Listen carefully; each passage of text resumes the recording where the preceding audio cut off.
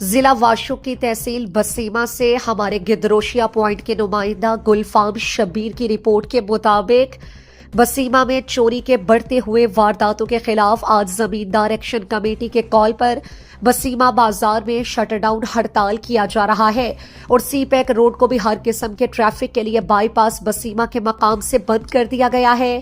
دوسرے جانب انجمن تاجران بسیما Pakistan Peoples party دوست جان پینل بھی ہڑتال کے مکمل حمایت کر کے ہڑتال میں شریک ہے۔ موقع پہ موجود مظاہرین کا کہنا ہے کہ بسیما کی انتظامیہ علاقے میں امن و امان بحال کرنے میں مکمل طور پہ ناکام ہو گئی ہے اور ایک رات میں زمینداروں کے 3 ٹرانسفارمرز چوری ہو گئے ہیں۔ 2 دن گزرنے کے باوجود ایک چور بھی گرفتار نہیں ہو سکا ہے۔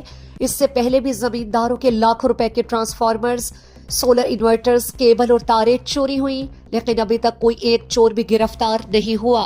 بسیما شہر ایک لاوارث شہر بن گیا ہے، پوچھنے والا کوئی نہیں۔ علاقے میں نہ حکومت نام کی کوئی چیز موجود ہے، نہ انتظامیہ۔ اس لیے ہم آج مجبور ہو کر اپنے لاکھوں روپے کا نقصان کر کے بازار میں اپنا کاروبار بھی بند کر کے روڈز پر آ گئے ہیں۔ ہم ڈپٹی کمشنر واشوق سے اپیل کرتے ہیں کہ بسیما میں چوروں کے خلاف کارروائی عمل میں لا کر انہیں فوری طور پہ گرفتار کروائیں، وگرنہ ہم بسیما میں امن و امان اور چوریوں کے خلاف ایک بہت بڑی تحریک چلانے پہ مجبور ہو جائیں گے۔